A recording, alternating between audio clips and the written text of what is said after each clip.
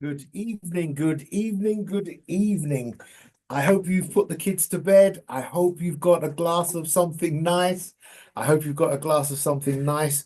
Um, it's still a bit chilly, so maybe I'll say a glass of something nice and warm. Ooh. But if your favorite thing is a glass of something with ice and a slice, I hope you've got that handy because we're going to have a conversation for the next 2 hours. Me and your regular host, Charlie. Hello, good evening, everybody. Good evening, good evening. And we've sorry for starting a few minutes late. We've got the workmen in. We've got we've got some photographers in. And so the changeovers were a bit slower because they were capturing Josephine, ending her He Hears You show, Mhm. and then getting ready for us to come in. So we're sorry about that. But as per usual, we're going to have a little chat for about Mhm. the next 2 hours. Um, Join the conversation on 0745 964 2898. That's 0745 964 2898. If you hear a bit of clicking, that's Theo taking shots in the shots of what, Martin? Taking shots. Theo is doing shots in the background on ARL. How's that? How's that? So tonight, what are we going to talk about? We're going to talk about When it hurts so bad. when it hurts so bad. They were talking about it's a playlist we're doing this morning. They were saying this is just a playlist because last week was It's So Difficult to Love You. It wasn't Well, loving you wasn't easy. look, that's the same thing, isn't it? I was paraphrasing.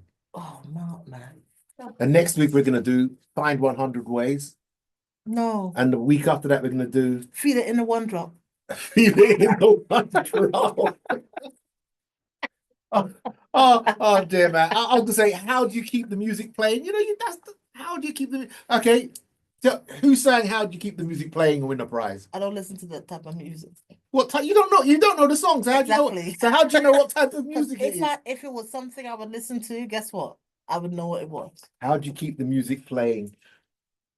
Bee Gees? Oh, James Ingram, you Oh, Philistine, wow. Oh, wow. But next week we have an author on. an author, We have an author on. But as in anyway, somebody that wrote something, someone that wrote a something. book, A book. a book. A book. When is a book not a book? Uh, when is a cover? I'm glad you had an answer because I didn't. I had no answer. So if you said I don't know, when is a book not a book? That joke would have just fallen so flat It because would I have. would have had no answer. But I always have an answer. Oh, Paul Bryant wants to know what the agenda is. And Oh, when Paul Bryant is on, you guys are too nostalgic. When Paul Bryant is on, we've got to behave, we've got to fix up. There's no Dawn's on as well. Dawn, where's Dawn? I don't see Dawn. Dawn. Oh, there's Dawn there. Oh, on Insta. See, I can't read Oh, that screen. I'm 63. I can't read that screen. wow. Okay, what we're Okay, talking hold on. about. Can I just remind the listeners, I am not 63, only Mark is. I'm there pouring my heart out last week saying, when you get to your 60s, Charlie says, hold on. I just want it to be known that I'm not in my Mark is the only one on this show that is in his 60s. I thought, oh, thank you. Leave a guy out to hang him out to dry. Listen, I have to make sure I'm being represented correctly. No. Okay, so yeah, Paul Bright knows. James Ingram, he knows. He knows. I do like James Ingram, Yeah. but yeah, I didn't How know do you that keep the song. music playing? I didn't know that song. Just once.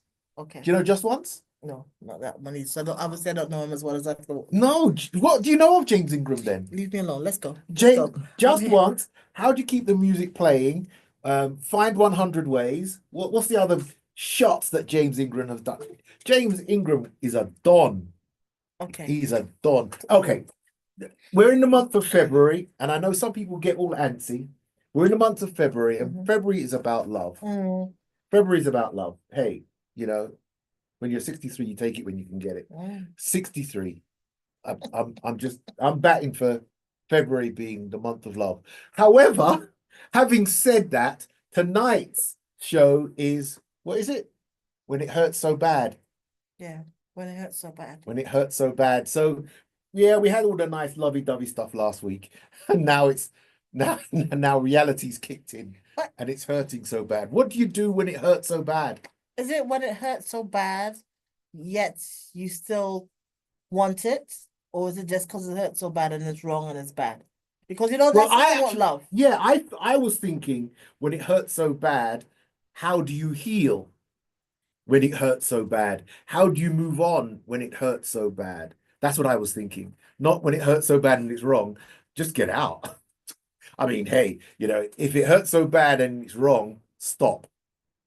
That end of the show. Good night. If it's wrong, stop it. Even if it's wrong and it's not hurting, stop. But then how do you know? So it's hurting, Yeah, but how do you know it's painful? because it hurts. But does it always hurt? Wrong love, does it always hurt? Yes, it will. It will. Because even at a time when it's sweet in the mouth, it is sour in the belly. Ooh, that Sweet. sounds like an old Jamaican saying. It's an old Jamaican saying. I told you I'm 63. It's an old Jamaican saying, sweet in the mouth and sour in the belly. Paul Bryant says, when you're married to a Nigerian woman, every day is a day of love. She's sitting next to him with her rolling pin. Sorry, Paul. I went to school with Paul Bryant. Well, I didn't go to school with him. We went to the same school. He was in Bessemer, I was in Wilson, and he's a few years above me. But yeah, hey, because I like him, I like to say we went to school together. So he says the hurting is the beginning of the process towards healing.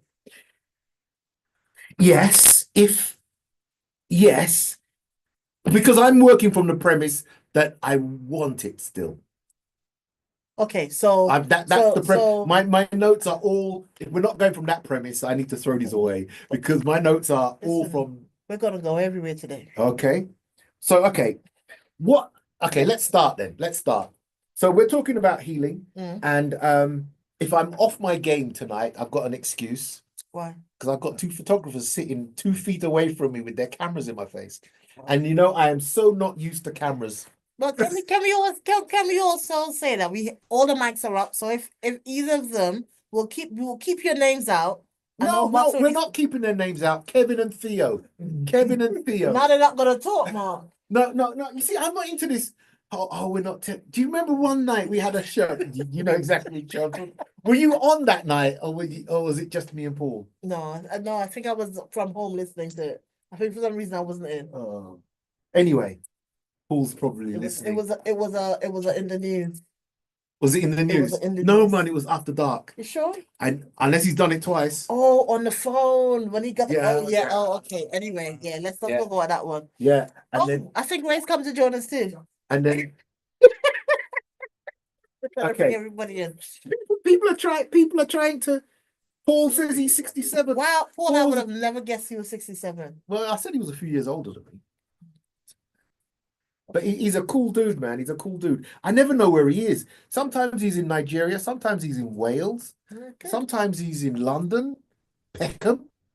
I don't know where he is. Yes, but he's with a good, strong Nigerian woman. What I do like, loves him. What I do like is that he's always affirming her. When at every opportunity, when we're talking about After Dark or even in Tell Me a Story, he's always affirming her, and I really do like that. You know, that shows me is a man that's healed, a man that's not afraid to be vulnerable, and hold on. Affirming your wife has nothing to do with vulnerability. It does. It doesn't. To do with vulnerability. No, it doesn't. It does. Paul, do I have to be vulnerable to affirm? Do you? Because I know you affirm your wife. Because I've heard you do it in our shows. He's a vulnerable man. No, don't put words in his mouth.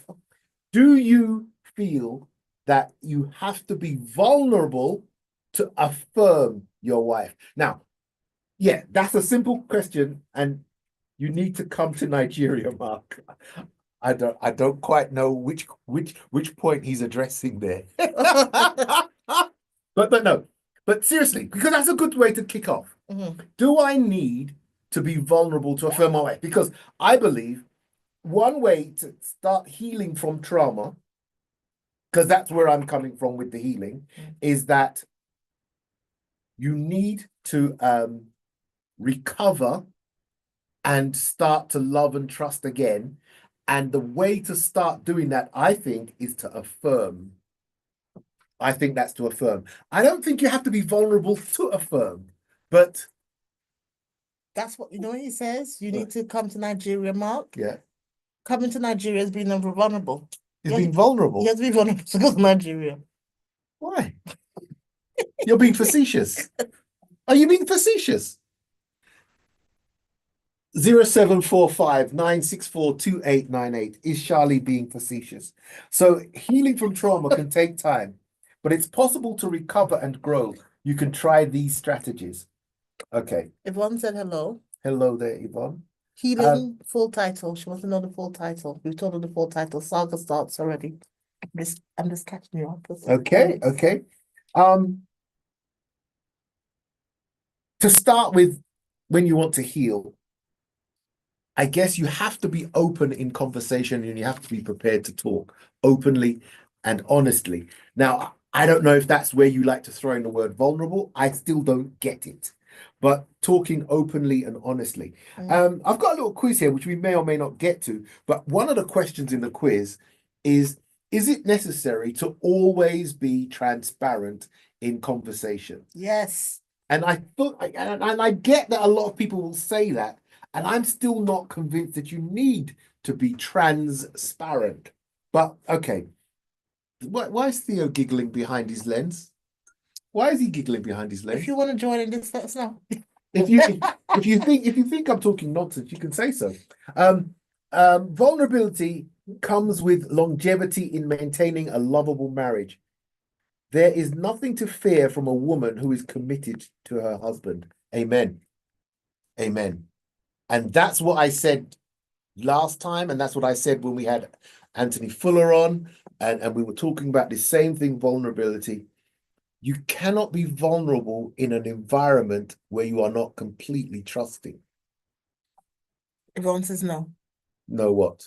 No, she doesn't agree with you. I don't know what she's not agreeing with. Hold on. Paul says vulnerability comes from longevity in maintaining a lovable marriage. There is nothing to fear from a woman who is committed to her husband. I 100% agree with that statement. Yvonne, do you agree with that statement? I agree with that statement. Therefore, I'm saying that it's difficult to be vulnerable if you are in a relationship where you do not trust completely. That's what I'm saying. That's the statement I'm making. That's my statement I'm putting out there. So Yvonne is saying transparency can bring heartbreak too. Transparency can bring I agree with that. Yeah, I agree with that. That transparency can do that. But we're going to be we're on a positive spin tonight, though. We're not always going to go down the negative and what if the guy and what if the girl doesn't want him and doesn't want to. We're talking about healing and we're talking about how do we move forward. But you know, I think there's also a maturity that should be applied when you're looking at healing and breakups and I know it's not always possible because when you're in a zone of hurt, it's sometimes difficult to think like an adult and think clearly and be the grown up in a situation. Yeah. So it's also about being able to come to a realization that we still have to exist in the same world, and because we still have to exist in the same world, how can I heal and be adult? Am I making sense? Yes, but and this is the minefield for me, because I might want to heal. I might want us to move forward. So of course I want us to heal. But we're in a place where we're not completely trusting of each other, but we both want to heal. So we kind of have to, do that thing where this might be where you say we're not being that adult because we're not being fully transparent, but we both want it. You know, last week, Isaac said something that I really did take away.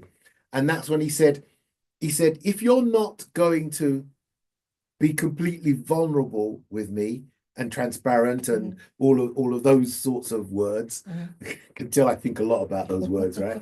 But all those sorts of words. And he said, Don't even come and say you want to rub my foot. mm, You know, don't bring me flowers. Don't cook me the nice meal. Don't give me the 2 theater tickets. mm, And I thought, whoa, this guy's messing up my playbook here.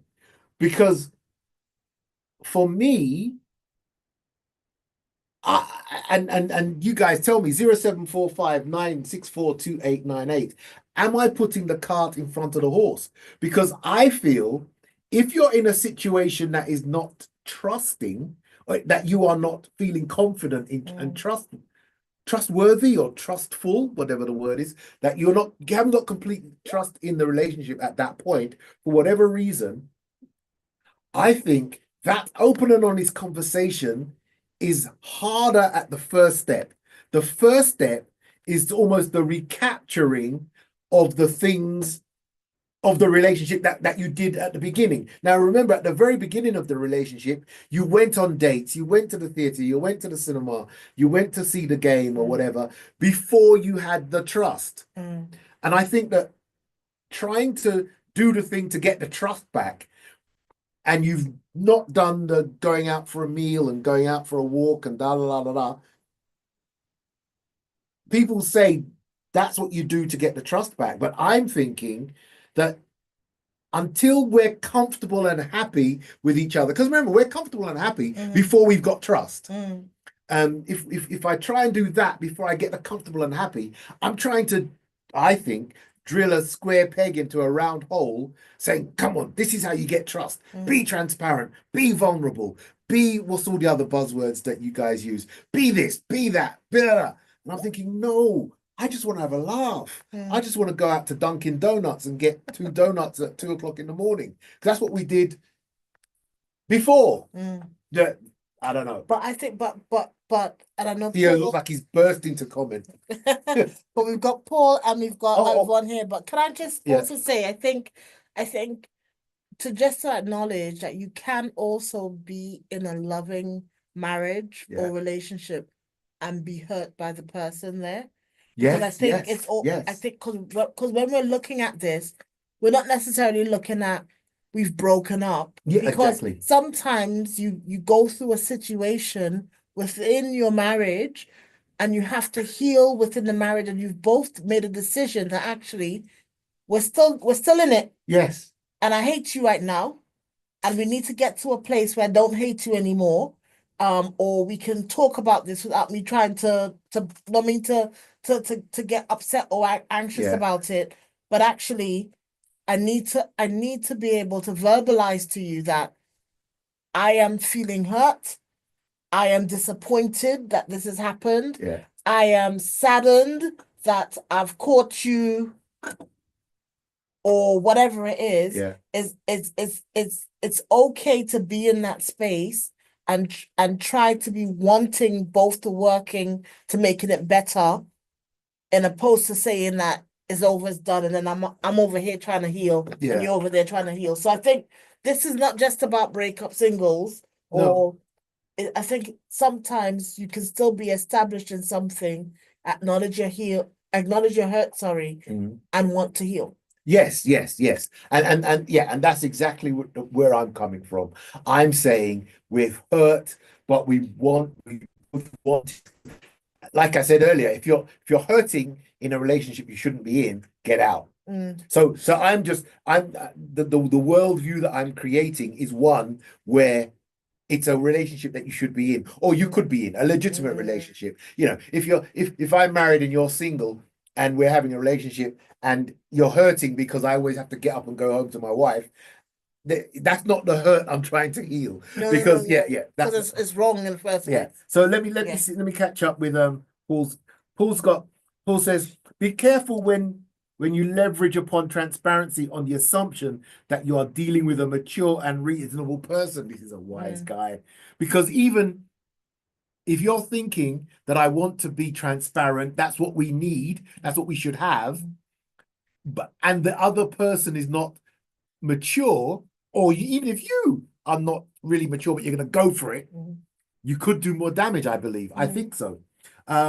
With a reasonable person. Christ did not tell his disciples everything due to the fact that they were not ready to bear future burdens. It's a good point. And then he said, So are we saying that I know the answer. Okay, are we saying that the level of transparency and vulnerability changes when you get married to someone? So as your relationship is, so we're dating, yeah, we have a level, but it's still not deep. Because my question then will be, because there's certain things I would want to know before we got married. yeah. So for example, if we were gonna get married and let me see, there's a history of alcoholics in your family. Yeah.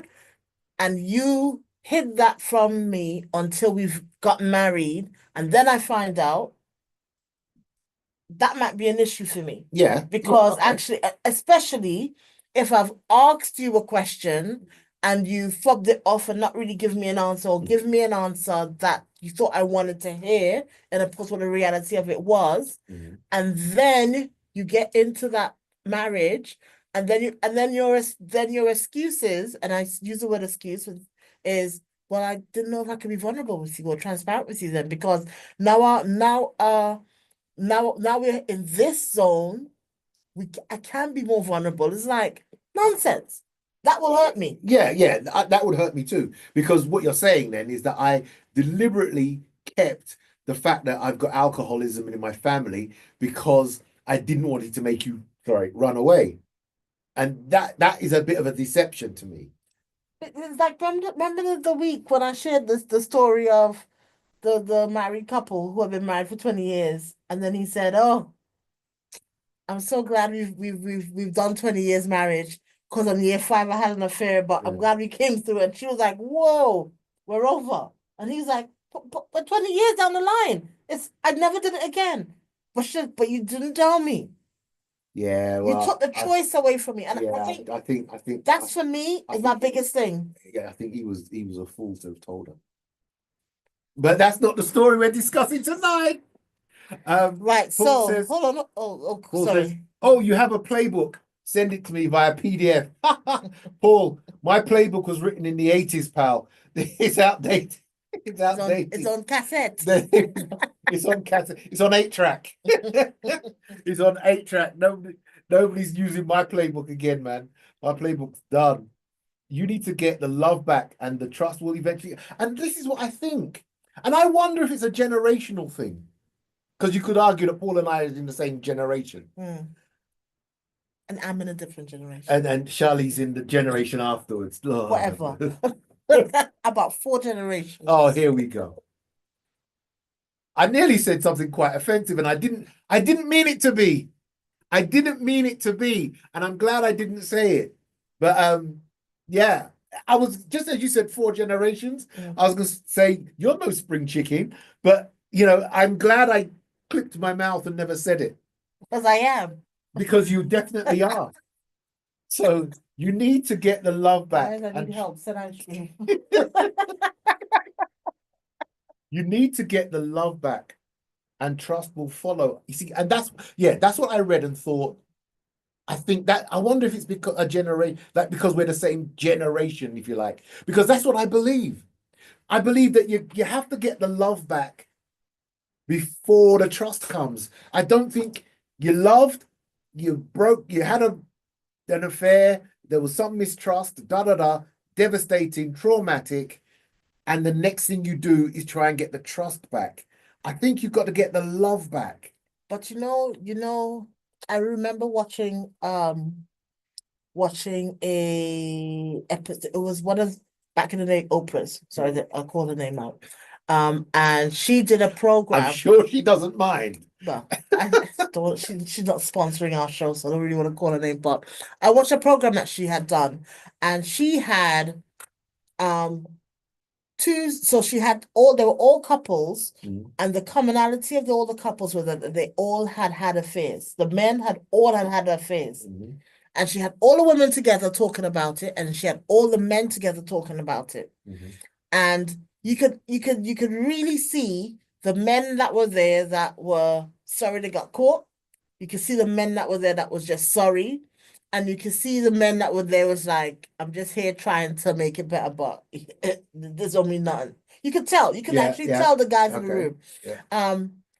And then you had the difference of the woman, and then there was conversation with the woman, and so there was the women who were just angry because she knew details about me.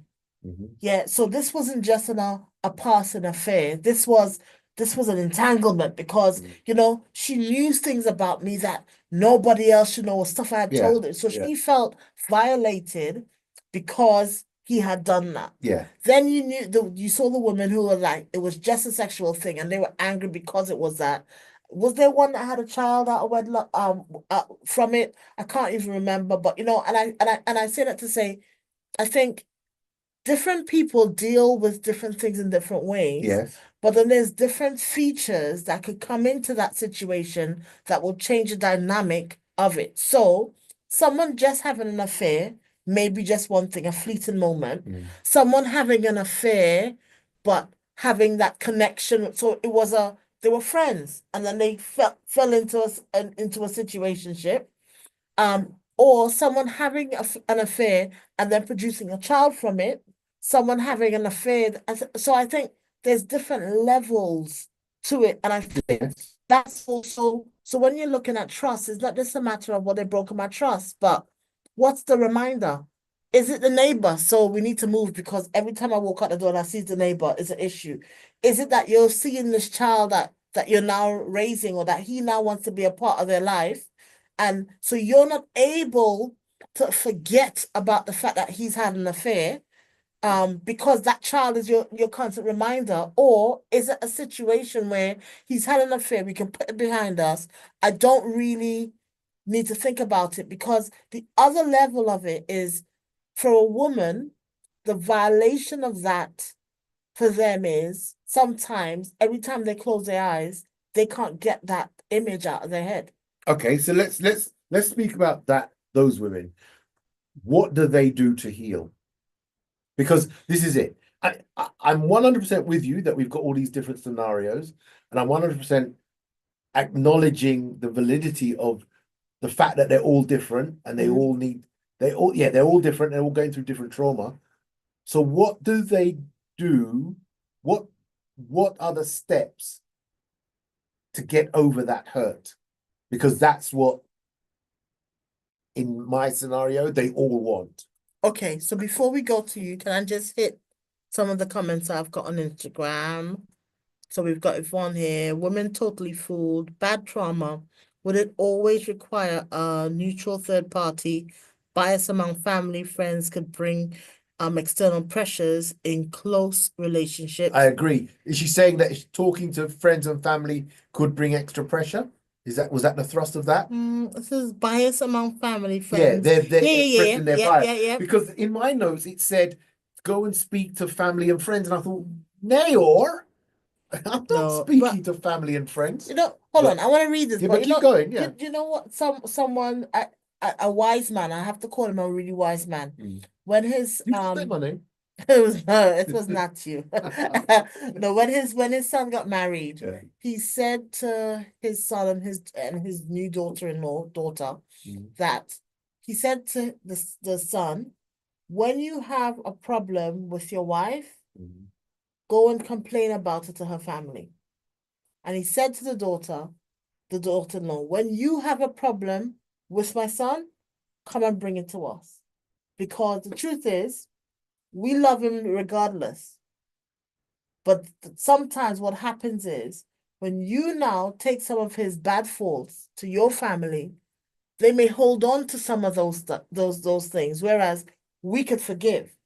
Whereas have I explained it well? Yeah, no, I've got you. Because at first I was thinking, why? But I see his point. His So- point is that we can deal with what he's done or his habit or whatever, but we will still love him And after we can forgive him and we'll after, forgive because it after we've dealt with it. Your family, once you've dealt with it, you'll still remember what They a may dog still is. remember. Yeah. So I get the logic of what he's saying. I get that man's point. I get it. And that's for me is the thing.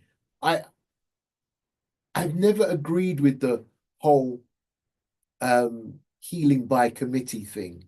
It's cultural. Some cultures. Yeah, I've never agreed with that. Have you got So sadly, Oh, I've many. got some more over here as well. Yeah. We've not got anything on 0745 964 2898. We've not got anything over there yet. I've got a few more here from Hold on. Paul, and you've got someone. Yeah, sadly, many men have similar feelings too, Brother Mark. Utopia is very expensive. Too many individuals cannot get time to heal, sometimes even if the foundations are strong. That's true. And one of the key things that they say here is take the time, make the time to grieve. Yeah, You got that? I got that Yeah, somewhere. make Grieve the it. time to grieve. Yes, that was, I mean, different authors came, and that was one of the top things they said. And as Yvonne says, sometimes you don't have the time to heal, but if you're trying to heal and you want it to work, make the time to grieve. Go on. And I don't think we put enough onus on the fact that you have to grieve if you've lost something, you have to grieve it. Yes. And I remember having this conversation, and it's a totally different scenario, but someone who was underage and was being groomed. And the fact was, they really thought that that person who had taken advantage of them was in love with them. Mm. And because they thought they had a loving relationship with that person, when the police became part of the scenario, and they were then told that they couldn't have any contact with the individual anymore, it was actually acknowledging the fact that before you can even show that individual that the abuse of power and everything else, you had to deal with the fact that they had a broken heart first. Because anything else you said to them, they didn't see the danger. They didn't see anything else. They would have kept going. However, until you deal with the broken heart first, then you can intervene and talk about others until they've dealt with that, because anything else is white noise. Yeah, that's a good point. That's a good point.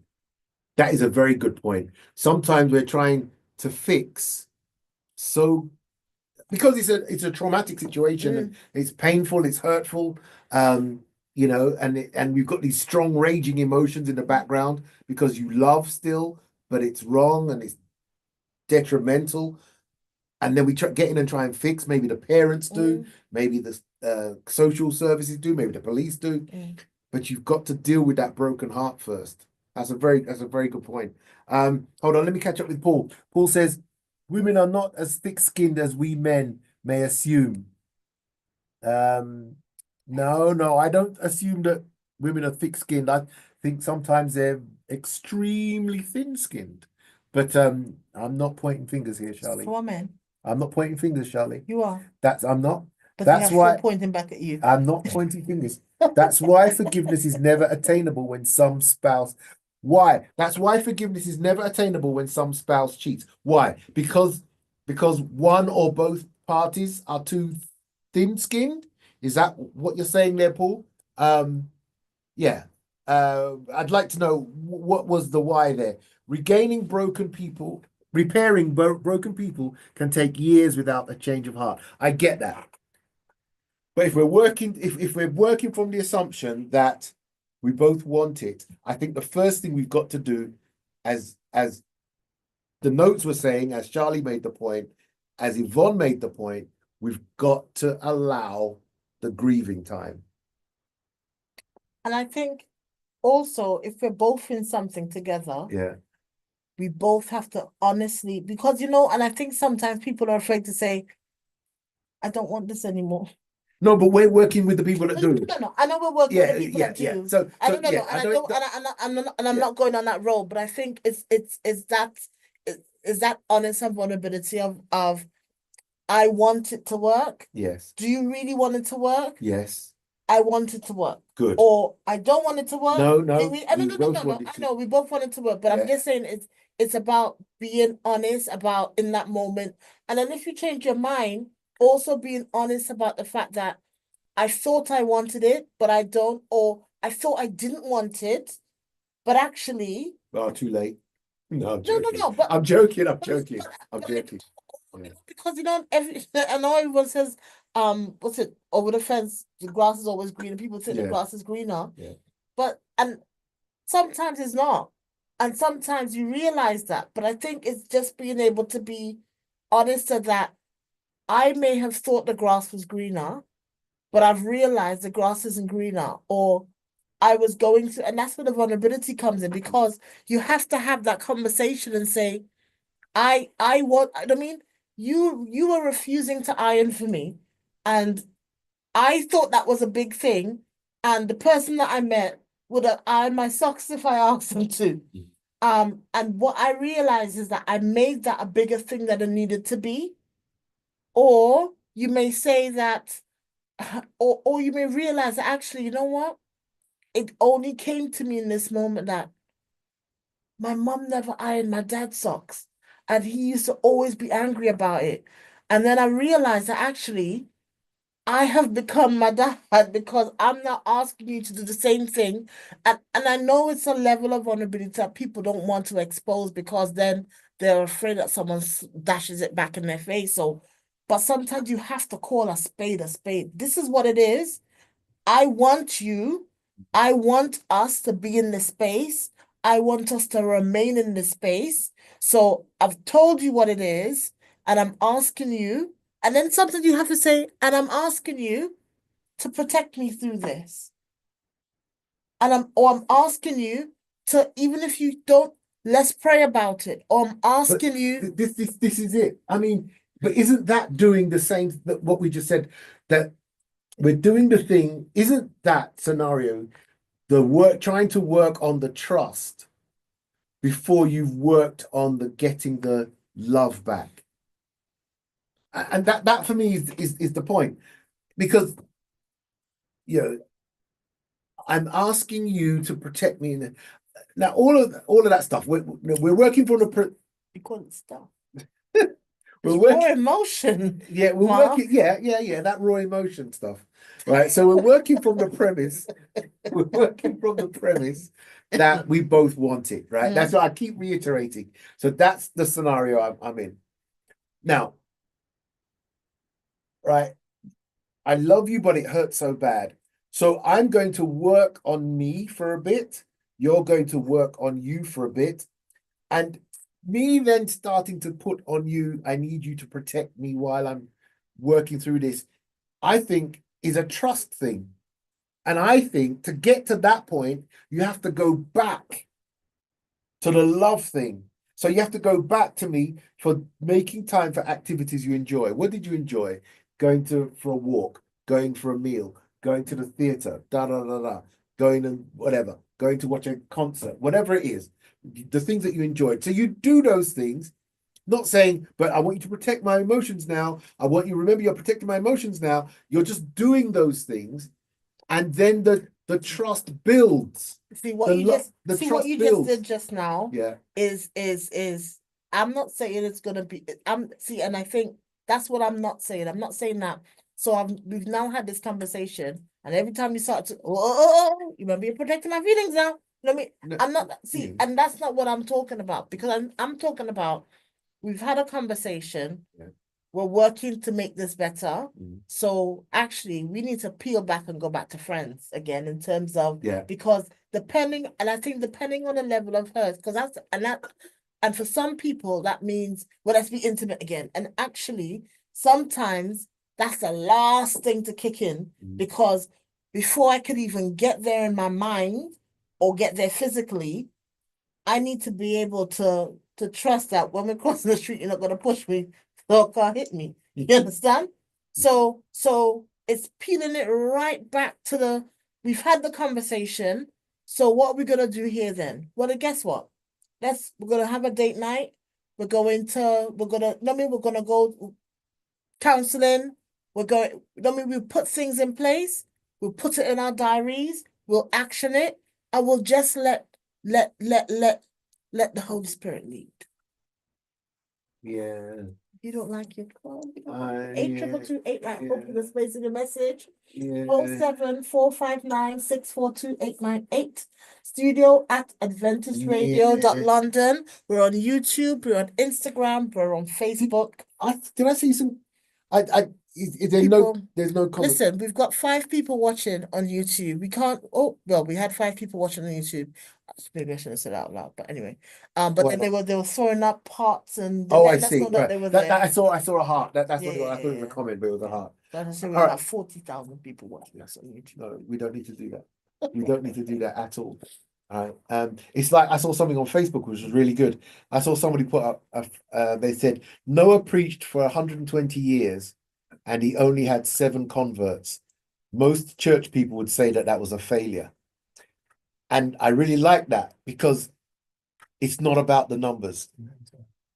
Huh? Amen to that. Amen to that. It's not about the numbers. I mean, it was totally different. Yeah, it was, yeah. So yeah. You know what? I did Sabbath school at a church recently. Yeah. And 10:30 came, was youth. 10:30 came, and I still had a table with nobody in front of me. And I sent a message in the WhatsApp group to say, parents, where your kids? You know what I mean? And I was having a conversation with one of the leaders, and I said, you know what? Even if I said all I need for this to be viable is 1 child. I don't need the table to be full of people, and I'm not starting until I said, no. I don't need all of that. Yeah. All I need is 1 person in front of me, and then you kick in. and I can kick in. I said, Yeah. but without that 1 person in front of me, No, exactly. this is not viable. And as I got up to go, 1 2 person children came in. That's it. And you sat them down and gave them a good lesson I study. did. Yeah, exactly. I did. 100%. So, and I say that because you're saying, oh no, the numbers are dwindling. But hey, but Ray's talked about, the one lady in Kent that the station generally changed her life, led her to God, But if we were having a campaign and we had the 1 person and we've been running for how long, they say, oh, only 1 soul. It's not a successful campaign. There's more joy in heaven. Anyway, I'm getting. That was your advert. I don't know what was I advertising. I don't know. I don't know what I was advertising. Many Christians are emotional dwarfs and fail to recognize the pain that Christ endured, and that like he recognize the pain that Christ endured, and that like he can get over the most difficult of emotional challenges, and we can get over the most difficult of emotional challenges by beholding him. Do you know what? A lot of problems we have would be solved if we just looked at Christ. But sometimes we at that moment, no, I don't want to look at Christ. But that's what we brought up last week. I can't remember if you had said it or Isaac had said it or you had brought it from somewhere. It's like, if only we should treat others as if Christ, they remind each other that they're from that. Yes, right. It's the Paul Weeks comment that I dine out. I've been dining out on that for months. That when we're talking about going out with more than 1 person, or not necessarily having more than 1 girlfriend, but you don't have a girlfriend, you're dating different people, or you're in a group, or however you're living your life. And Paul Week said, as long as you remember in whatever you're doing that she is also a child of God, and that's it. That stops you, because I can say that I take you out to the theater this week, and I take this one out to the theater next week, and no, and this is my point. I'm saying that is not necessarily trifling with hearts if you are being honest and open with them. But that's not the point. The point is, Paul says, okay, Paul Weeks was saying, okay, you can do that, but remember that she is also a child of God. So as long as you remember that, it changes all of how you do that. You theatre this week, her theatre next week. It changes that. Even if you still go, it changes the play. It changes how it works. So I'm still stuck at Paul says people are incapable of self-redemption. I wouldn't go so hard, Paul, and say they're incapable. I would say that they find it difficult. Some find it difficult, and some don't engage in it. But I wouldn't want to say that Self-redemption, self-reflection, self-awareness, you're not even registering on the self-awareness, self-rejection, self-reflection, reflection. sorry. So there's a whole list of self things that some people are incapable Are of. find difficult. I'm not saying incapable. I'm saying find difficult. Okay. Okay, but so I'm still stuck at.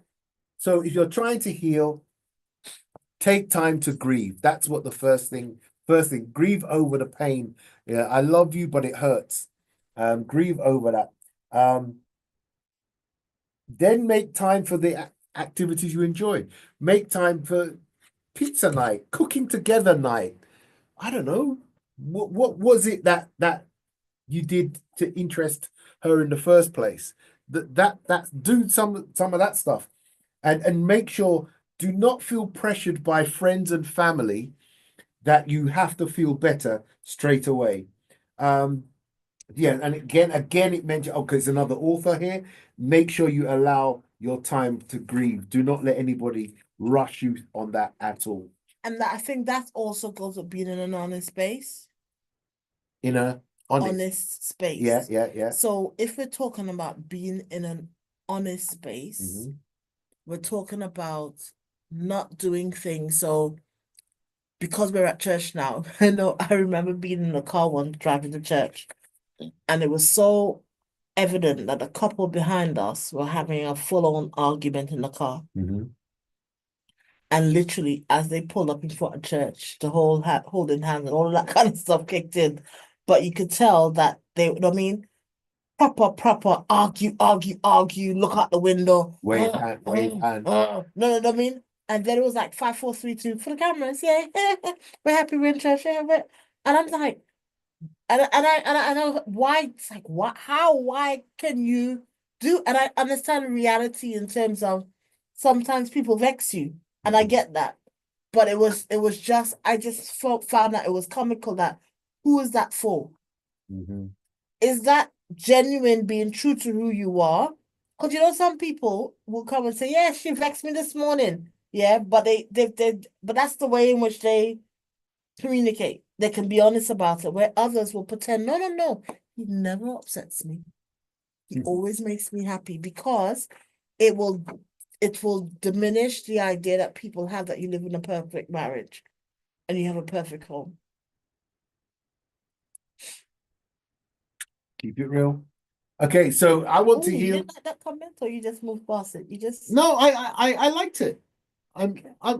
You didn't comment at all. You just you said it all. Okay. I was 100% with you. Okay, no problem. I didn't just want to go and preach over your sermon again, but I was with you on that. I was with you on that.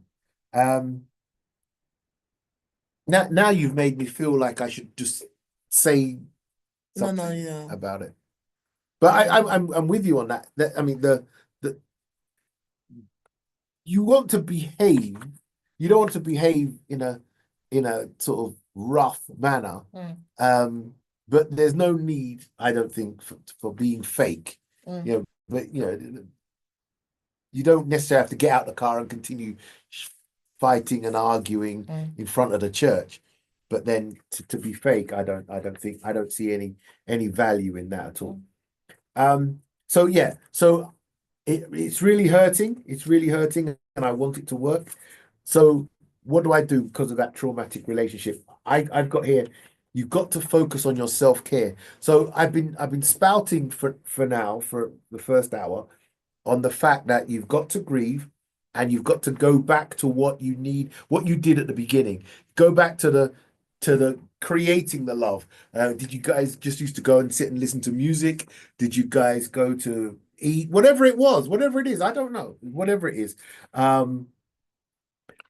Do some more of that. But then what this author is saying, this journalist is saying, this article, is that also remember to focus on self-care. So you're doing the thing that creates joy and peace and happiness and love in the other person, but focus also on self-care. What do you need to do for yourself? And I don't think it's what do you need them to do for you at this point. It's what do you need to do for yourself?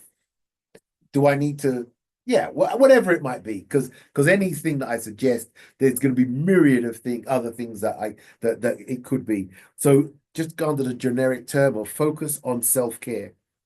Okay, so prioritize your physical and mental well-being, and they actually go as far as to say. So I would put a full stop there, but they say that would include eating healthily and regularly, exercising, getting enough sleep, and doing the things that you enjoy. That's your self-care. That is getting yourself back on balance as an individual. So I've totally let you down in our relationship. We both want the relationship to work, but there are some things you've got to do for yourself. And one of the notes that are coming further down, I'll jump to it now. It says, but don't hold on to the resentment. You're going to the gym by yourself, and with every time you press the weights, and you know what she did that, and no, don't hold on to the resentment, because as I always say, if you're at the point that you still want it, let the resentment go, and then work on those things. Work on the individual. You work on yourself, I'll work on myself, and then we will work on our building the love. And after we've built the love, then the trust will come. But we have, I think, but I think because it's difficult, because is that whole Yeah, I know it's difficult. forgive and forget. Everyone no. But everyone says in I don't terms care of, what everyone says. I know say. you don't, but the Bible says Forgive no, and forget. no. The Holy Spirit said, because No. once you say that, that trumps everything. I can't argue. The Holy Spirit said to me, and I can't argue with that because the Holy Spirit said it to you. However, I think the reality of it's like, where is the line that you then stop? Because I think that's the issue sometimes a lot of people. So we've had an argument about I burnt a hole in your socks. Yeah? Yeah, but we're talking about pain. No. Okay. And I'm hurt because they were my socks that was passed down through generations, or Get over something. it, girl. No. Yeah. Okay, go on. I know you're making an example. So I'm just trying to get an example out. Yeah. Go on. So I then tear a new neck hole for you in terms of about it. Yeah. We've had an argument about it, right? And your expectation will be, well, we said it, okay, come by back, done. Go off into the sunset. You go left, we go right, whatever now. Now, your expectation may be that, okay, so you told me what you could tell me. You couldn't tell me any more than you told me. We've said it. And then 3 weeks later, we're taking a walk down memory lane, down in Oxford Circus. I looked through the window and I said, them socks. Look, the socks. And then all of a sudden, all these feelings start coming. You're like, but I thought we had gotten past it. Yeah, but there's so many holes in that story. Because I'm following the story. But I guess, I mean, and if you look at it in terms of something big, in terms of like, right, there was an affair. We had an affair, we had an argument, we've got, what I mean? At what stage can I not bring it up anymore? No, or do I not bring it in? Because it's not even the bringing up that is my issue. It's not the bringing up. You see, and this is what I think that a lot of the causes a lot of the problems. And again, I'm with the people that want to stay together. I'm not right. Yeah. So I'm not talking about the people that don't want to stay together. So the people that stay together. Okay, so affair. Yeah. We decided that we're going to stay together. Yeah. Past the affair. Yeah. At what stage? Yeah. So 10 years time, my phone rings. Is that man again? No. At what stage? No, but that's what I'm asking. All right, and that's my point. My point is, we've established that we're not setting a time for grieving, right? So what we've got, where we've got so far is that we're not setting a time for grieving. So the first thing you have to do is grieve. Mhm. The next thing you have to do, and what people say, is that you've got to get the trust back. And I don't think that that's the next move. The next move for me has to be getting the love back. So you start doing the things that made you fall in love. Not start doing the things that you did once you were in love. Start doing the things that you did when we met. What did we do when we met and we're building? You start doing those things again. Okay. And then after a period of time doing those things, you start to reignite the feelings of trust, of love, then of trust. Because, and there's no 10 years, 5 years, 2 years, 1 year, 6 months, 20 years in it. This is the process. So you start doing those things. So that if you're walking down the road and you see the socks, or you see the girl, or you see a girl that looks very similar, like of a similar image, like, oh, you always like the girls with the long eyelashes, the false eyelashes, or whatever that might be, or whatever it is, whatever the trigger is, let's put it that way, whatever the trigger is. If we've gone through the love and built back the trust, even if you don't need to mention it, but even if you do, it doesn't send us back, because That's not realistic. what do you mean it's not realistic? So that means there's nothing for me to build. There's nothing for me to hope for. There's nothing for no. If you're telling me it's not realistic, there's nothing for me to hope for. I'm hoping for I'm hoping to get back to a happy place. And you're saying that's not realistic. If it's not realistic, why am I staying together? That's not what that's not what I'm saying. What's not realistic? No. You said we're hoping to get to a happy place. No, you said not realistic before that. Go on. Yeah. So what I was saying was that in terms of if you're saying that bringing it up can just be passed over, that's what you're saying. I'm not saying to be passed over. Hold on. I'm not saying it can be passed over. You said, at what point can I not bring it up anymore? Remember, this came out of me saying, don't hold on to resentment. Right. So you're saying, at what point can I not bring it up anymore? And I'm saying, you don't have to bring it up. But if you do bring it up, if you've gone through these other steps that these authors are talking about, that I'm walking through these steps now, even the you bringing it up isn't a trigger for us to get into another argument, because it's not brought up in a spirit of resentment. It's a reference. It's a reference. But I don't think people. I don't know. Yeah. If both parties Yeah. would take that as is not resentment, because I think no. What we're saying is, don't hold on to resentment. You're saying that I might say it and you think it's resentment, or you might say it and I think it's resentment. I'm saying don't hold on to resentment. And let's say I say something and I'm not holding on to resentment, and you take it in a resentful way, then we just are not further down the track yet, and we've still got more to work on. Listen, 0745 964 2898. Help us out here. I've got a couple comments. Yeah, I don't people to text. I've got a couple comments as well that's coming. Ray, I would love your opinion, but I know you're gonna ignore me. Oh, yeah. Resentment sometimes could be a shield. How sounds too simplified. Certain boundaries crossed means it's done. Yeah, but we're talking about the people that don't want it done. Yeah. We know that for some it's done. So hold on. So then oops, sorry for the shaking of the screen. When you're betrayed, you can't heal quickly. It may take years. I 100% agree. And this is the point.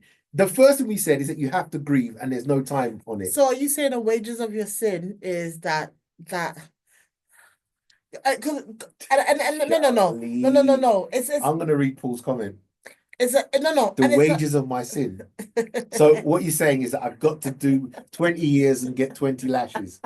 You know what it is? I guess I'm just trying to understand in terms of at what point, because both people in that situation, I think have to heal. Yes. I think one Yes, thing both have people to heal. think I agree. is the perpetrator. No, I No, agree. both people in that scenario has to heal. Yes. So the question I guess I'm wondering Mhm. in my head is that Mhm. if you have two different healing styles, Yes. yeah, because Yes. some people Yeah. can make joke of it, Uh-huh. yeah. So, but then then the other person may He not does be. eat crisps. Look, he does eat crisps. I Leave him offered him alone. crisps and he said he doesn't want my crisps. Listen, if he's gonna talk, I want him to talk on the show. But he's listen. So, read the comment. You read the comment. You throw me off my foot No, now. no, I'm You not throw throwing me. you off. Read the comment. No, Read the man, comment. no. I'm getting it back. Read the I don't comment. think anyone should bring up anything that's forgiven. And I'm okay with that. Or, all right, Pastor Ray, if you didn't hear him, said, I don't think anyone should bring up anything that is forgiven. If you tell me you forgive me, Yeah, all right. And then yes. And the only thing I'm going to add to that is that, and if it is brought up, it's not done in a spirit of resentment. Right. It's a reference. It's a Mhm. da-da-da. It's a joke, So- or maybe joke is no, not the no. right word, but it's not done in any way like you're still pointing the finger or you're still showing any kind of resentment. I agree with that. Now I don't know if that's a man-woman thing, but for me, you've gone through the healing and the grieving. We've built back the love. We've got back the trust. This is what we're saying. We're staying together. Now that we've done that, why are you going to bring up that resentment? What's the term of reference where you can, because I guess, and maybe I'm going in it too deep, but what I'm asking No, is, we want to go deep.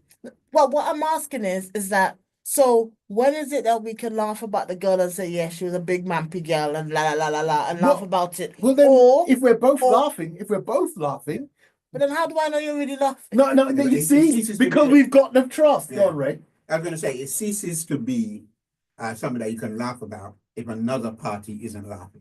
Yes. Yeah. So Yeah. don't even bring it up. Yeah. Don't bring it Yeah. up because Yeah. you need to know 100% that person will laugh with you. Yes. Otherwise, it's a horrible thing. Then it's a resentment. But remember, I'm speaking from the point of the person that's done the hurt. So the person that's hurting, when they bring it up, it's not necessarily because they just want to throw it in your face. It's because they're hurting. Yeah. So they can forgive, Yeah. but still be hurting. Yes. And so what happens is they'll bring it up and they'll do it subconsciously maybe Yeah. or whatever. And they'll bring it up and they'll be like, XYZ, da da da da da. And Yeah. you'll be thinking, why are they bringing it up again? But what it is, they haven't got over the hurt. Yes, agreed. And that's why we're talking about this process. Yeah. So I'm not putting a time on the process, Charlie. Right. I'm not putting a But- time on but it. I'm Ray saying says- those are the steps. Yeah. But Ray had also said that if you forgive it, then don't bring it up. Mhm. But Yeah. so if you But if you If- do bring it up, it could be because of the hurt that you haven't overcome. so if you're still hurting, Yeah. and the other person's expectation is that we're not going to bring it up Yeah. anymore, Yeah. how do I then get through my hurt? No, Because Right. So what should happen is that the person that committed the infraction Mhm. has to agree that they will help you get over the hurt, Mhm. whether it be therapy, whether it be long walks, Yeah. whether it be you putting boundaries in place so you no longer look at things late at night, you Mhm. close the computer, Mhm. you put boundaries in place together to safeguard what you have. And when you do that, then you're on the process to healing. Because Mhm. forgiveness is not healing. Mhm. Forgiveness is saying, I love you Mhm. and I don't want to leave you. And we're going to be So together. we will be yeah. together. Yeah. Yeah. but I guess the other bit for me though is that You still want to ping me about no. it. But Oh. the person who's committed the infraction, Mhm. as Yeah. you said it, they also have their own healing process that they need to go Correct. through Yes. as well. 100%. Yes. And it's almost sometimes feels Mhm. like they need to prioritize the other person's need because they hurt them. But actually, they are in pain themselves So- for their own, because the reason why they did what they did in the first place Uh-huh. was because they were in a place of brokenness. Yes. So they're prioritizing or the other loss, person, yeah. Or loss. Yeah, but yeah, they're prioritizing that person yeah. who is thinking like they're on the top of the world because I'm the one that's No, but you see, even that, even that, because I'm the one. No, even that is showing me that we have not agreed that we're going to get through this together. That I'm, because I'm the one. Yeah, you have to agree. That is you trying to convince me or me trying to convince But let me you. just say this, and I gotta go. But let me say this. you know. There was a testimony I played on here a few mornings ago, and it triggered me. Mhm. Let me tell you why. Because it was about a man that cheated on his wife. Mhm. And when he cheated on his wife, she forgave him. Mhm. All right? Forgave him. And she was gung ho. The problem she faced was this. Was that every time she would hear him up there giving his testimony, it hurt her. Okay. She couldn't bear it. Mhm. So now he's up there and he's got stadiums full of people sharing his testimony. You know what I mean? I came clean and da da da da da. God has turned my life around. And the hurt shit was like a dagger every time. Until she got to the point where she was like, I just can't hear you testify. Because it's almost like you're glorying in what you did. Yeah. And you're not feeling the fact that I'm still hurting. Yeah. So what does she do? She goes out and she has an affair. And she has an affair. Initially started subconsciously. She just wanted someone to be with. Mhm. But then it became like, okay, he did it. He needs to feel the hurt that I'm feeling. But men handle it differently. Men leave. And that was the issue. He jumped in the car, took off, Mhm. left. Now, admittedly, he came back. They're reconciled. They've been married 30 years now. Yeah. But the reality is, it shows that we handle pain differently. And you cannot assume because you are feeling okay that the next person is feeling okay. Agreed. That assumption is 100%. dangerous. Yeah. So I think 100%. so what I'm pulling from you is the acknowledgement of people handle pain differently. Yes. Yes. So Agreed. when you're coming together with someone Mhm. who hasn't been brought up the same way, because the way we handle pain sometimes is also something that's passed down to us. Yeah. Because the way which Yeah. we've seen, Yeah. you know what I mean? Yeah. My father just never spoke. So Mhm. I'm not gonna speak. That Mhm. you know what I mean? So the way we handle, so because we handle pain differently, Mhm. then it's working in a way that from our different places, Mhm. how do we then find a central place? Right. Because we both need to heal Both need to heal. up in Yeah. this place. That's right. I've been giving those notes out since 8 o'clock. No, you haven't, man. You say different. Ray, come join us again. Right. So Paul says, if your relationship was built upon emotional and superficial on emotional and superficial sandcastle, wait until it rains. I love it. I love it. The sad reality is that people are mated but not matched, and when it begins to rain, their anchor must hold upon the rock. Wise words. I like that. I do like that one, Paul. I like that. Resentment is directly opposite with spousal forgiveness. Yeah, I think so. I think I agree with that. Resentment, not pain and anger, like what Ray just explained, talked about, but the resentment. Okay, I'll leave that. Charlie, it's important to get bad memories off your chest. Yeah, yes. And I'm not giving a time factor or time limit on getting those off your chest. So get them off your chest, because if we've agreed to stay together, we've got to heal as individuals. We've got to then bring the love back. Win the. To me, I'm not saying it's easy, but there is a clear roadmap to do it. I'm not saying it's easy, but the fact that I'm saying there's a clear roadmap doesn't mean I'm saying it's easy. That go back to what it was that made you smile about him. Go back there, and then you're not going to get that trigger, but that might be a trigger in itself. if you've decided to stay. Yes, A trigger like what? For example, go. So- When I say go back, do the things that you guys did that made you get together. So But if that, so what we used to do yeah. is we used to go to the theater. Mhm, Yeah. mhm, And if it, so we somehow fallen into the thing as an affair. Yeah. mhm, yeah.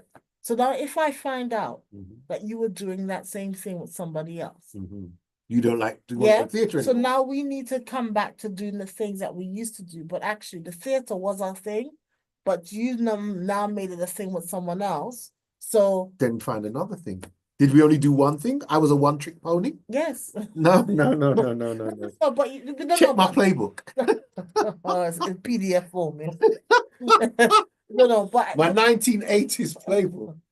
no, but you get what I'm saying Yeah, too. yeah, yes. But so And if that's the case, Charlie, I mean, if that's the case, then let's say because I don't know, we always get to the theater when it's me. I know. I have to say I do love the theater. So okay, let's say it's the theater, and then that's what I started to do with her. Mhm. Okay. And so whenever we talk about the theater now, it triggers you, it makes you resentful. I find it hard to get past that. Mm. Then, even if I was a one-trick pony, the fact that we both agree that we want it to work and we want to heal and we're going to work through it, then I need to find another trick. It could be boat rides along the Thames. It could be long walks along the Thames. It could be driving out in the country. I can't get my head around being a one-trick pony though, but let's just say I was. Then we find another thing. But I guess I'm also saying in terms of the sensitivity to the situation and yes, you know what I mean?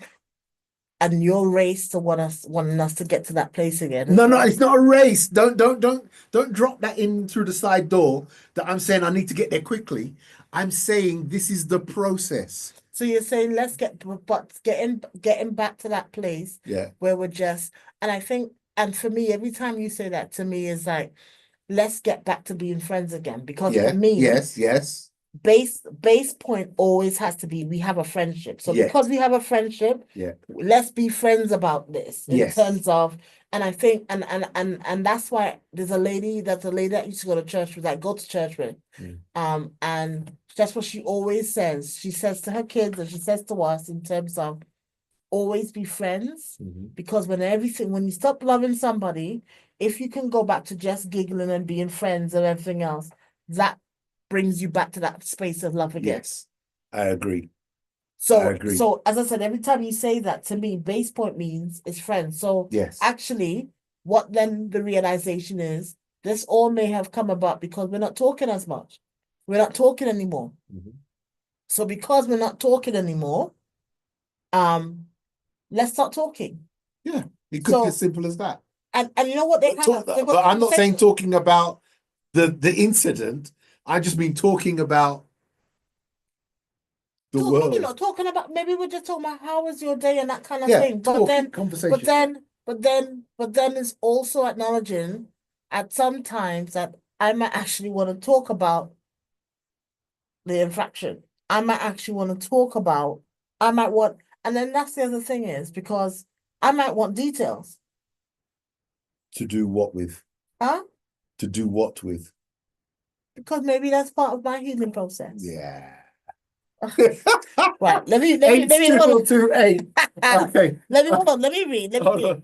When you're betrayed, you can heal quickly. It may take years. Yes. Will a man wait years? I doubt it. He will. If you not. both want it, he will wait. He He will will not. wait. He will wait. You have some patient friends. So they just live in a loveless marriage. Stop it. So they just live in a loveless marriage. Some people marry the ring and the status. Yeah. Certain generations, age, being married, status is more important. So certain generations, the marital status is more important. Yeah. And we spoke about that last week in terms of there's some people who've been divorced for years, but they still wear their wedding rings and stuff because it's still that image of, and the older generations did that a lot in terms of still use Mrs., still do that whole, so because that was an institution in itself. Yeah. So they can remain till death. Yep. Yes, they're still hurting. And then Ruth says, maybe older generations will hold on and live as housemates till the relationship repairs. Maybe younger people won't wait for the relationship to repair. And then Yvonne agrees with that. Throwing breadcrumbs or doing tricks to get your partner back won't always work.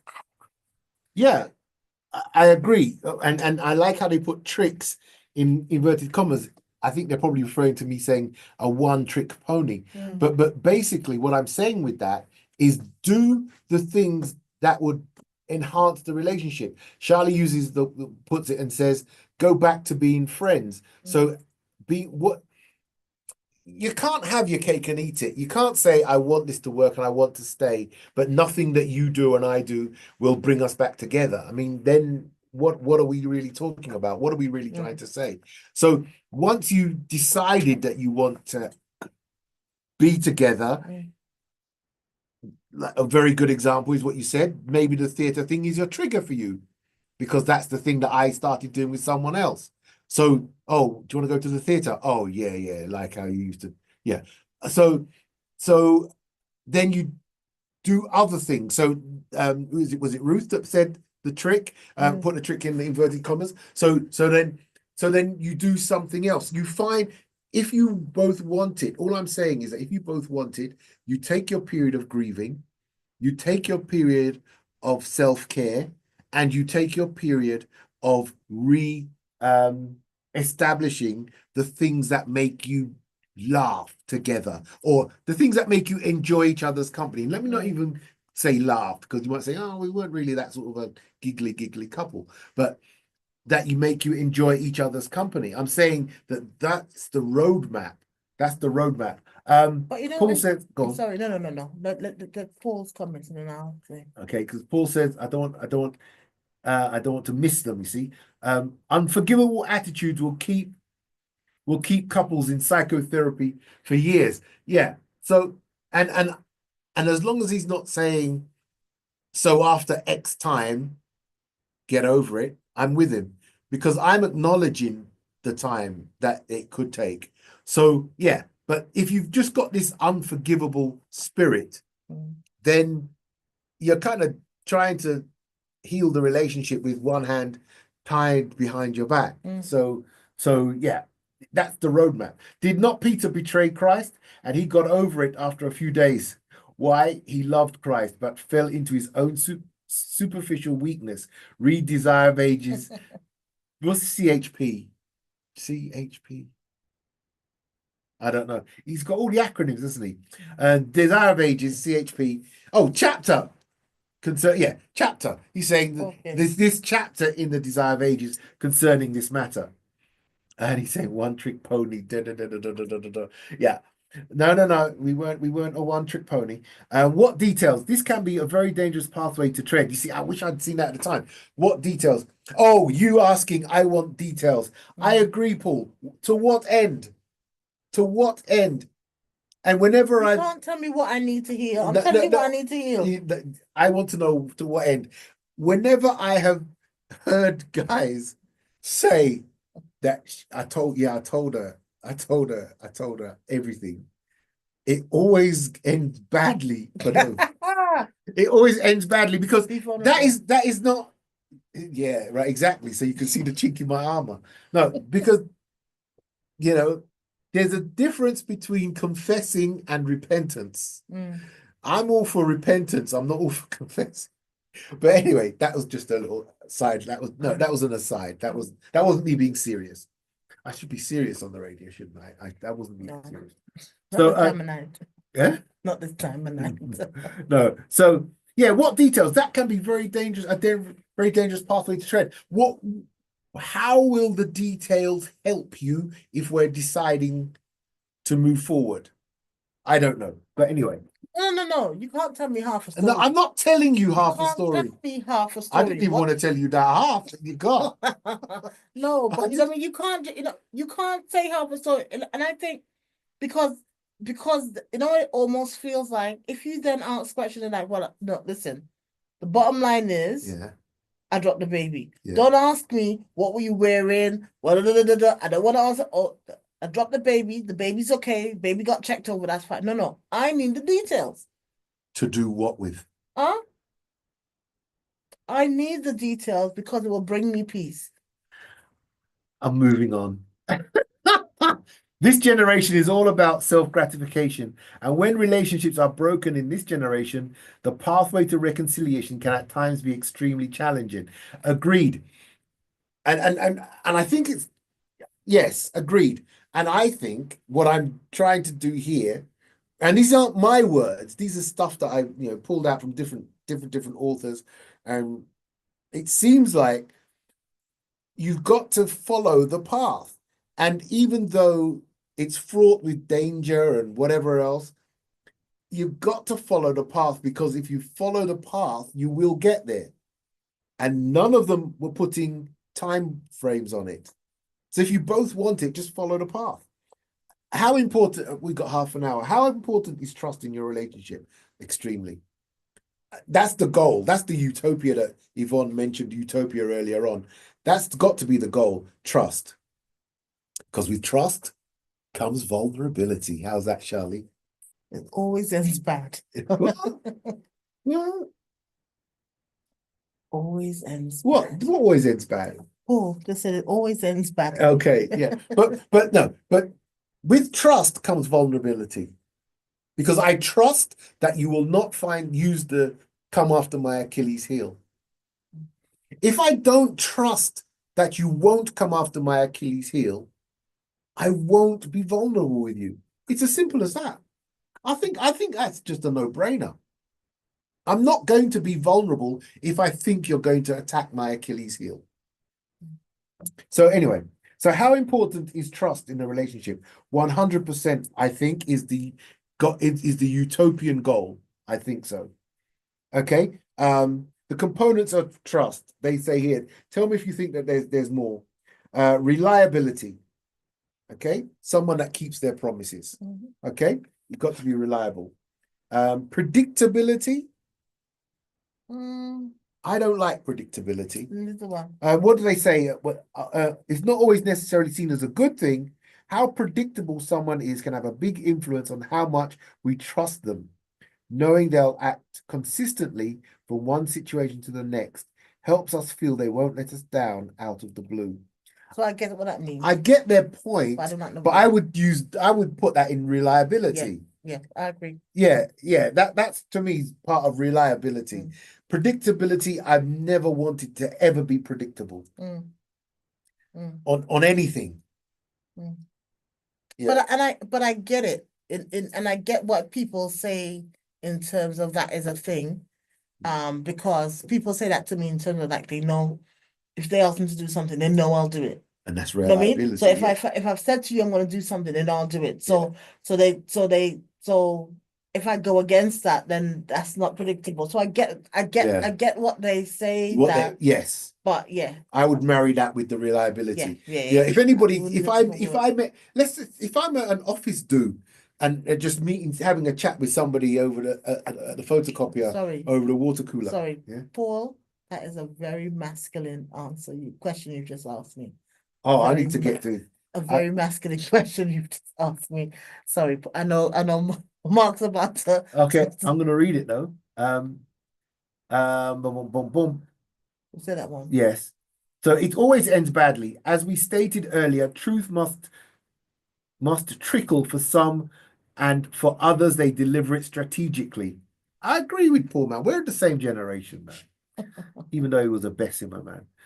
Charlie, did Christ ask the woman caught in adultery the details of those she committed it with?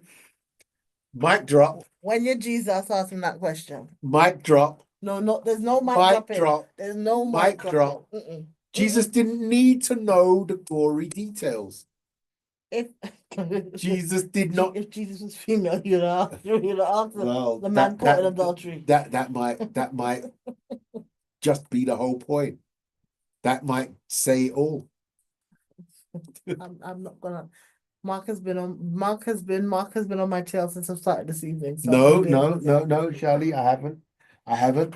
So another one here. Honesty, yes. Yes. If you convinced, or yeah, if you're convinced your partner is dishonest, then you're that's Paul building his relationship on the sandcastle.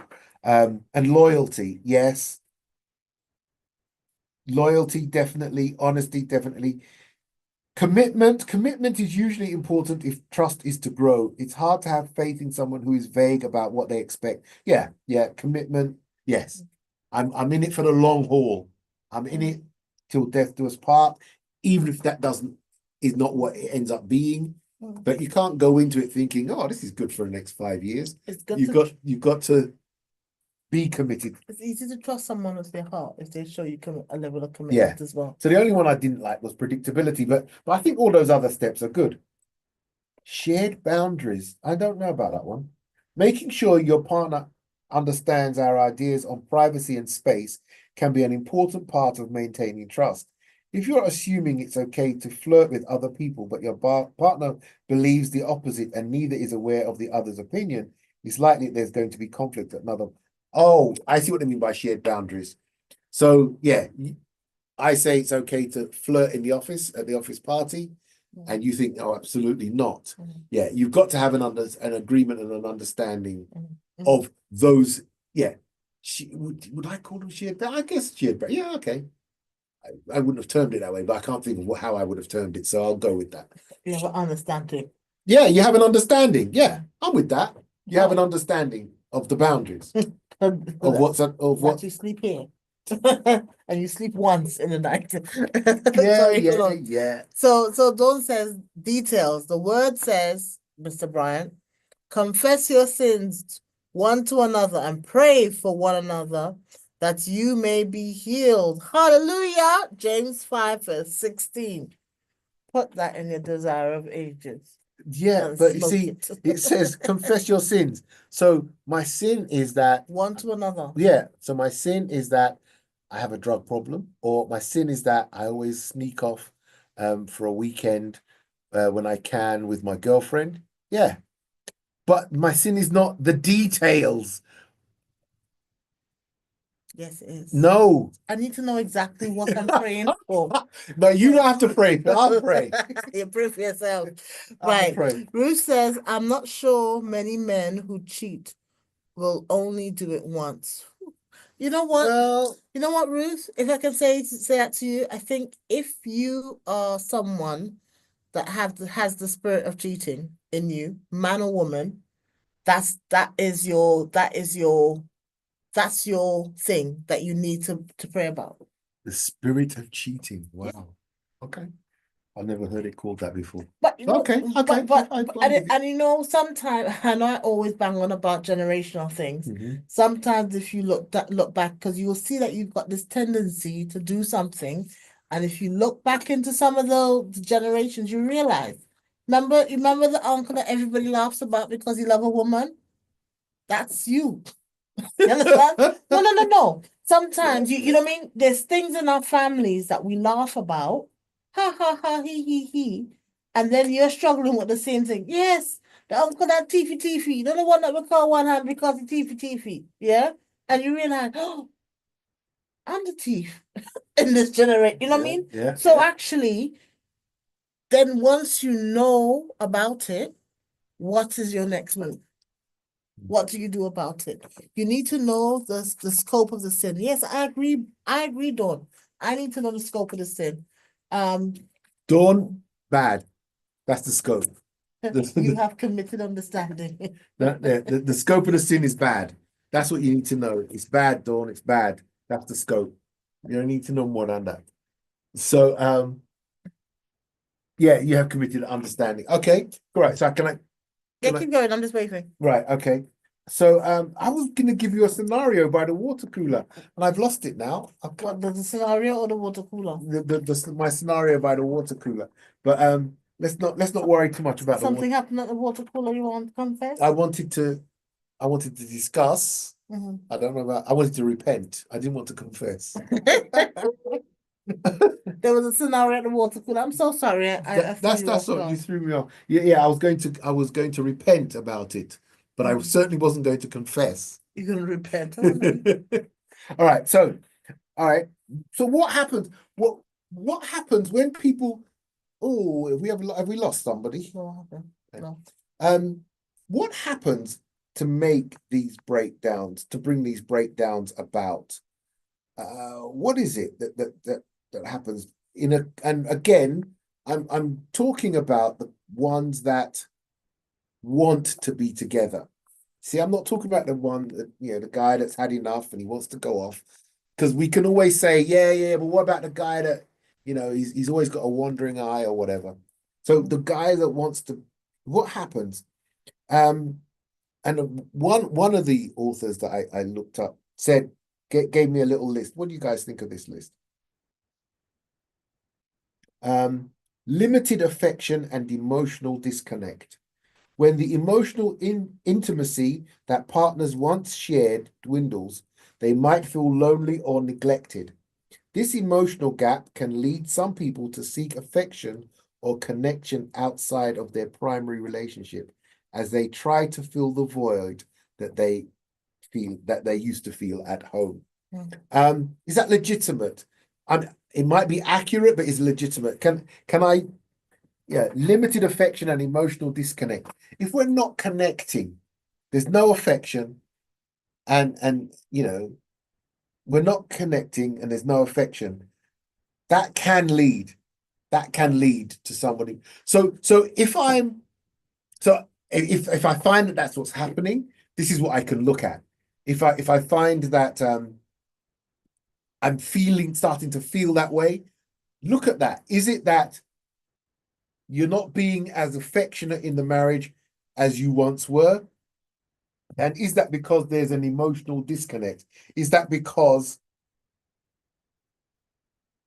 you're just not connecting, really? You're just not connecting. So, Paul is an unhealthy sexual appetite. An unhealthy sexual appetite.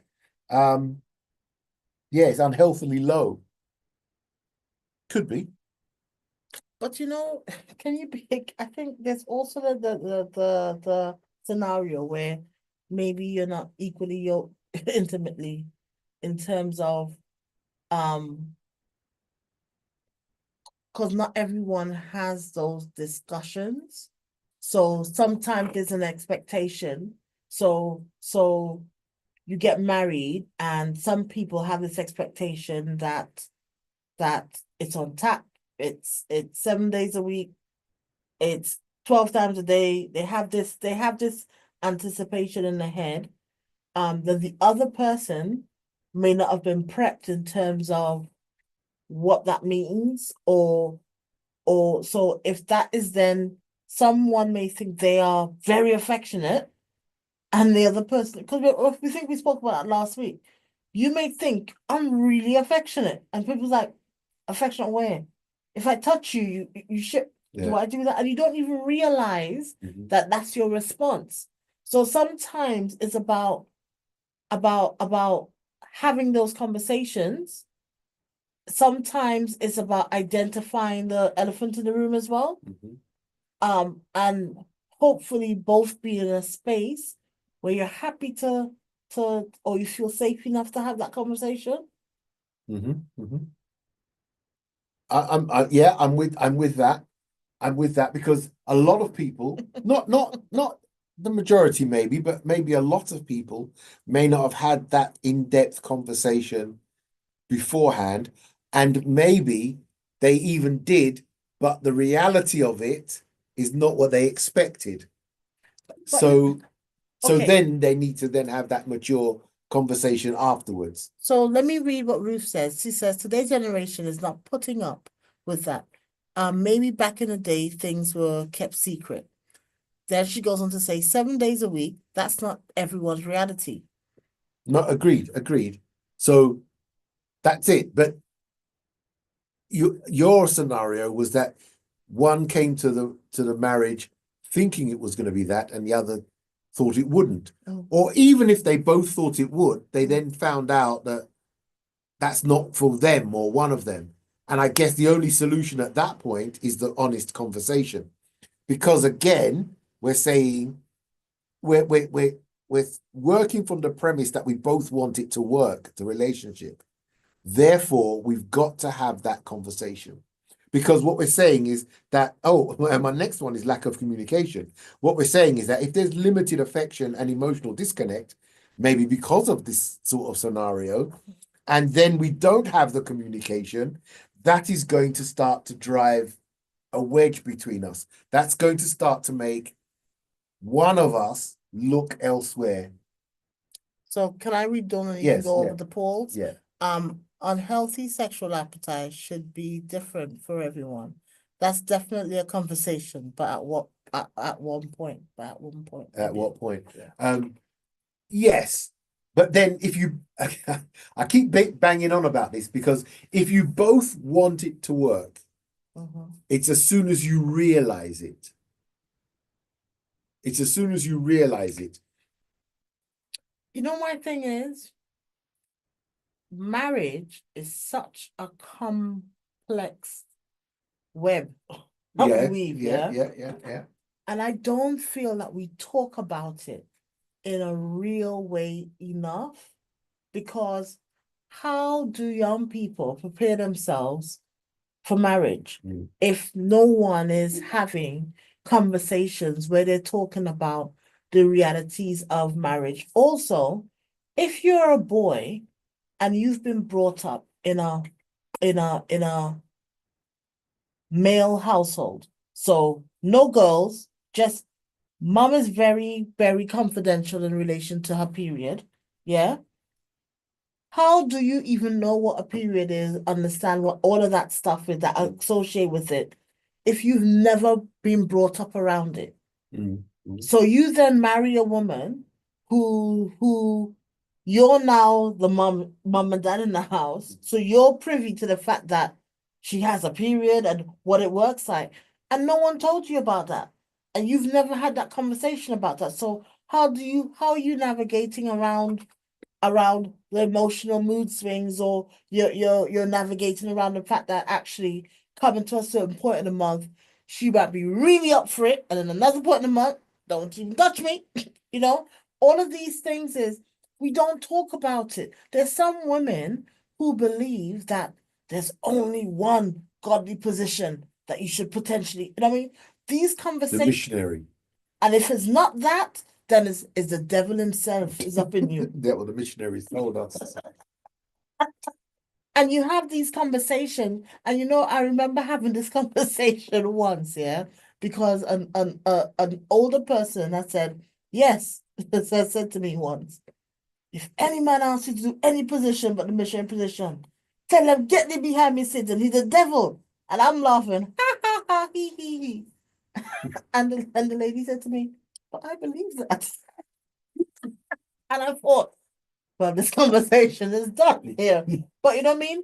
But it's where are we supposed to have these conversations to tell people that you and your spouse need to come to your own terms of agreement of, do we like this? Is that okay for us? These are our boundaries. These are our no-go zones. You know what I mean? And then you make your own rules for within your marital bed, and not guess it, or let somebody come and tell you what the terms of engagement is going to be with your spouse.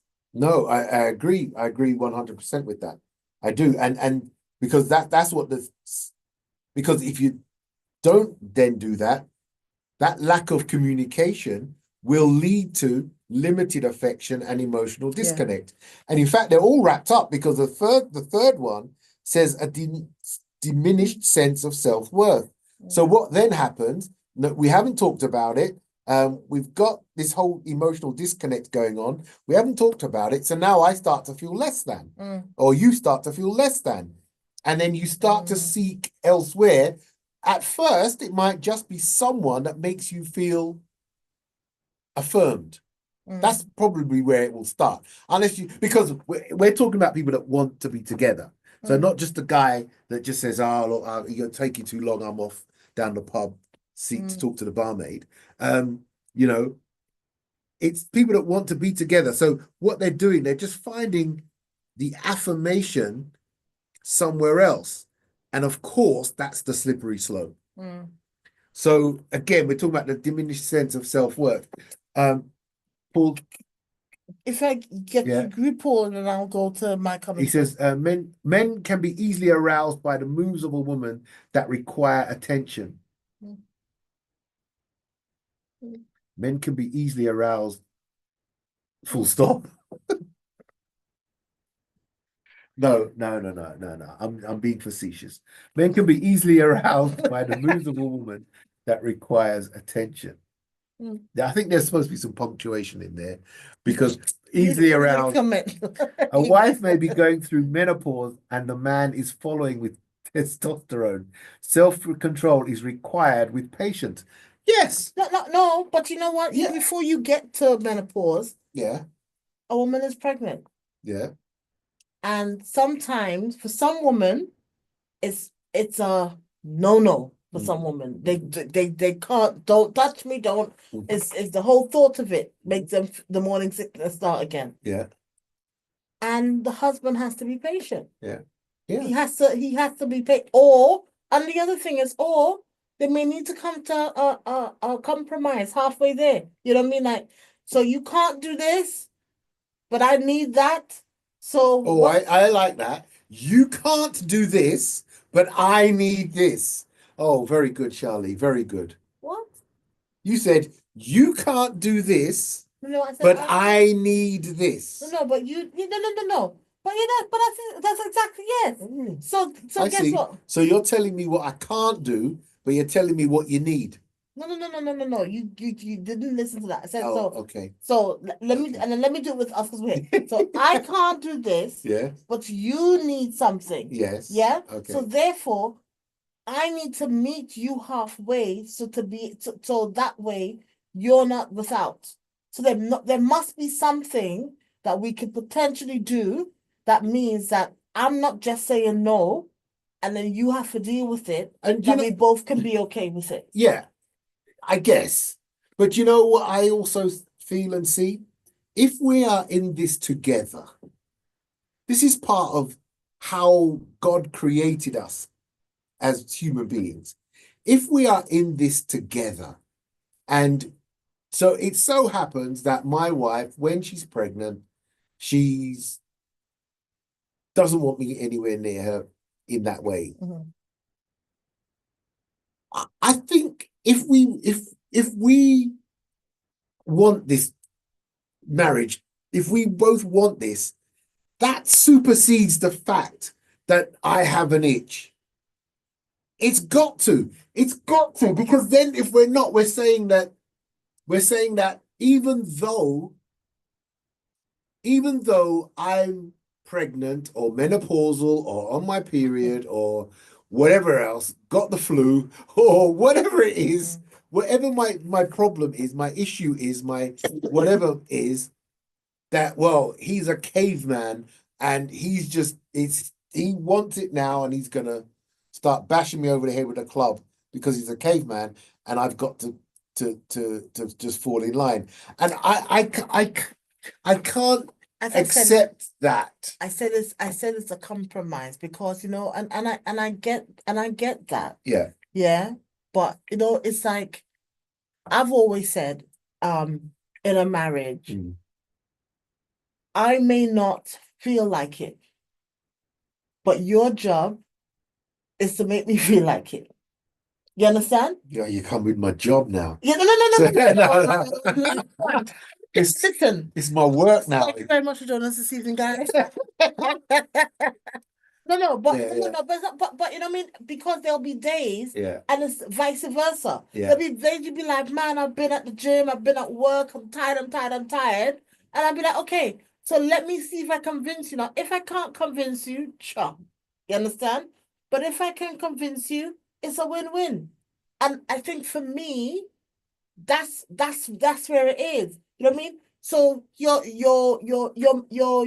pregnant. Let me see if I can convince you. If I can't convince you, then cha. But if I can convince you, win-win. Or you know what I mean? And the win-win might be when I meet you halfway because that can't, because you know what I mean, whatever. But it's that's the compromise. I think that intimacy thing is not, and that's why it burns me when I hear people talk about, so I'm vexed, so I'm withholding it. So I'm vexed, so he gonna be sacked because, and I think because it's not Well, yeah, yeah, but it's not it's not a weapon. exactly. And that's what I'm saying, because what that will do, it will kick these Yeah. it'll kick these things into action. It'll kick the limited affection and emotional disconnect, the lack of communication, the diminished self-worth, and then he's off. And then he will then start talking about that, then it becomes a, oh, so now you want to, and yeah, it just doesn't work. Ruth says, yes, some men don't understand women when they are from a male household. Yeah, we spoke about that. So should Charlie. Also after giving birth, the woman needs to heal. Some men don't understand that. Yes. I'm with all of those comments. I agree and accept. Yeah. I agree and accept. That's why communication is good. And but just make sure, and it goes both ways. We're talking about the woman because she's having the baby, she's having the period, she's having the menopause, da da da. But it can go, because there could be an incident, he could have an injury, and which renders him impotent for a spell. So Forever. or forever. So once that happens, and we're working from the premise, remember, that we both want it. So I'm not working from the premise that one wants it and one doesn't. We both want it to work. Then these are the things that we've got to remember and keep in place. And especially in a situation like that, we've got to make sure that we've got affirmations going, and we've got to make sure that we work out between us what is the right way, and what do we do, and what can we do, etc. And not being led by your friends down the pub or your friends at the sewing circle. You have to do those things, because we're talking about, I love you, but it hurts. It really, really hurts. So, and it's not just an affair that can make it hurt. It could be some injuries that make it hurt. It could be some other medical conditions that make it hurt. So, but once it hurts and you want to be together, you've got to kick in with some of these things that we've been talking about, because without that, I mean, Ray spoke passionately for a few minutes about that little resentment, and if it's the forgiveness and the resentment, and you can see that what we're saying is that, yeah, I've forgiven you, but I'm going to keep needling you. That doesn't help. That doesn't help, because we are working from the premise that we both want it, not from the premise that I've caught you out, so now you must pay. We haven't got, let me just catch him up. Oh, no, we've got it. And I just have, also after giving birth, the woman needs to heal. Some men don't understand that. Yeah. Christian premarital counseling needs to go deeper, not just surface level. Yeah. And I agree. Yes, I'm not disagreeing. I don't disagree. But I know that there's myriad of scenarios that will come up, real life, real time, after you're married, that you could never have discussed or prepared for in that premarital counseling. So, wow, things are going to come and spin and hit you, and it's like, whoa. And that's when the minefield is navigating that, because it hurts and you want to be together. Can I give you more? What you said, that it don't remind me of antenatal classes. So when I was pregnant, I went to antenatal classes, and they taught you how to breathe. And you sit there thinking, and you know what, you think it's this magical thing, yeah? And it was only when I was in labor did I realize that the breathing exercise is a distraction. And I didn't get it until you're in active labor, and you're like, because if I'm focusing on I'm not focusing on the fact that my body's preparing to give birth to watermelon. You understand? And I think for me, that's the whole premise of like marriage counseling, pre-marriage counseling. It's because it's to prepare you for when you're in that moment, not distraction tactics, but it's to give you the tools that you need Mm. that will get you to the end result. So actually, because it's easier to say, oh yes, and when this happens, I'm gonna do da da da da da. But when you're in the moment, is that whole, well, actually, you know what? Let's try journaling. Let's book another session in where we're speaking with someone totally unbiased who's gonna sit down there and we can maybe get over this hurdle. It's like, what are you prepared to do to fight for the marriage and for the love? What are you prepared to do? Well, if you both want it, anything, whatever it takes. And what it will take for everybody will be a different thing. And that's why, because if we're just speaking about the couples that if it's not 100% what I want, then I'm off. Then we're always going to be we'll always be floundering in the dark. Listen, you'll find yourself with 12 divorces behind you, Yeah, and you're still searching, because at some point you're gonna, you know what I mean? It's like buying shoes. Yeah, you buy a pair of leather shoes, it's gonna hurt. Mm. Do you give up and let's go buy another pair, or do you break it in and get to the place where it's the most comfortable pair of shoes? It feels like a pair of socks on my feet. And I think, and for me, that's the thing with it, is that it's the pair of leather shoes. I'm going to put the oil inside. I'm going to persevere. And it hurts me, but actually, I'm going to get to the point where it's the most comfortable pair of shoes. And it's actually the best pair of shoes for my feet as well, because it's helping me grow. And Ruth said, if couples come with total confession, hallelujah, and true honesty, and give it to God, then when maybe God can work a miracle. yeah. That's when maybe God can work a miracle. So if couples come with total confession and true honesty, and to God, that's when maybe God can work. Not maybe, that's when God can work a miracle. Because I think we have to acknowledge, God is the only one that can work the miracle. Yeah, I do. I agree.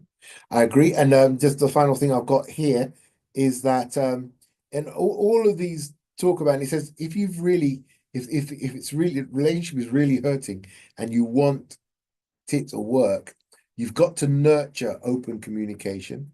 And we talked about, and that little list, honesty was, yeah, if you're thinking that your spouse is dishonest, you're building on the sand. Yeah, you're building on the sand. And then this communication, you've got to be able to talk about it, and it rebuilds trust mutually. And that to me was why I said that you go backwards and start doing the whole we're friends thing and building up from how can we be friends again? How can we be friends again? And then the trust, the mutual trust, I think will come after that. You'll like this one, Charlie. Acknowledging your vulnerability inside of this difficult situation can go a long way towards rebuilding trust. I will accept it and agree with it. I'm not sure how, but okay, but I can accept it and agree with it. Focus on the future while acknowledging the past. You want to go back to that one? Quickly, just acknowledge your vulnerability inside of the difficult situation can go a long way towards rebuilding trust. And I think I always talk about it because I think for me it was a game changer when I started looking back to look forward. Yeah. Sometimes that acknowledging of vulnerability is to acknowledge the fact that my dad had 12 wives. He actually had 12 wives. I'm one of 15. Or, my mom, she struggled with, you know what I mean? And it's actually looking in the history, or my uncle, or my granddad, or my whatever it is. Sometimes that's your vulnerable moment. That's the moment when you have to say, you know what? And just because, and I think that's the other thing, is just because you acknowledge where it came from, you still have to take responsibility for your part that you've played in it too. Yeah. And it does say here, focus on the future while acknowledging the past. Don't try and dismiss the past. Like Ray was saying, yeah, at what point do you stop bringing up the past?